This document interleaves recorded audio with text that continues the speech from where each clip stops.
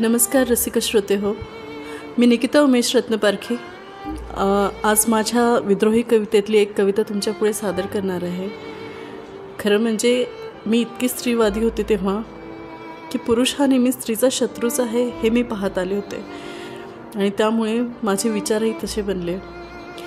सुदैवाने मला फार चांगला जोडीदार मिळाला, त्यामुळे लग्नाच्या वेळी आणलेली विद्रोहाची तलवार ती लग्नानंतर गळून पडली आणि साहजिकच माझ्या विद्रोही कवितासुद्धा बंद झाल्या। पण ज्या साठवलेल्या होत्या त्या कविता मी तुमच्या पुढे सादर करणार आहे। त्या कवितेमधली एक कविता होती, तू नेहमी सांगत आलास। ती कविता सादर करते। तू नेहमी सांगत आलास, स्त्री अबला नसते कधीच। तू नेहमी सांगत आलास, स्त्री अबला नसते कधीच, ती तर असते दुर्गा, सरस्वती आणि महाबला। तू नेहमी सांगत आलास, स्त्री अबला नसते कधीच, ती तर असते दुर्गा, सरस्वती आणि महाबला। तेव्हा तेव्हा धन्य वाटायचे माझेच मला, तेव्हा धन्य वाटायचे माझेच मला।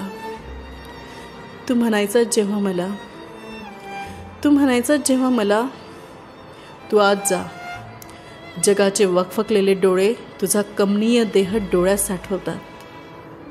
तू आज जा, जगाचे वखवकलेले डोळे तुझा कमनीय देह डोळ्यात साठवतात। तेव्हा हळूच हसून मी जात असे आत, तेव्हा हळूच हसून मी जात असे आत।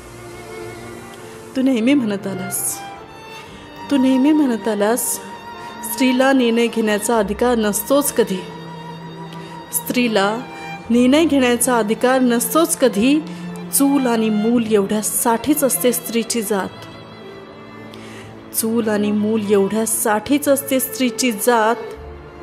तेव्हा तेव्हा माझे शब्द राहायचे आतल्या आत, तेव्हा माझे शब्द राहायचे आतल्या आत।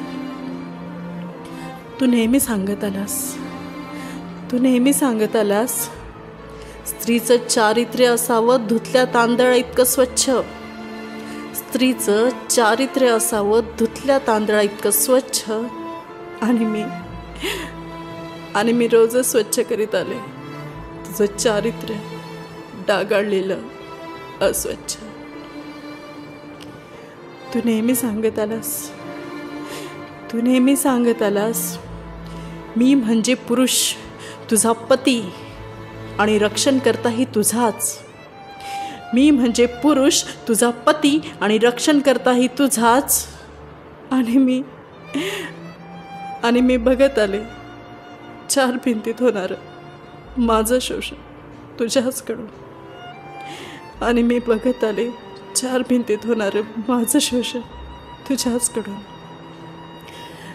लेखन आणि अभिवाचन निकिता रत्नपारखे। धन्यवाद।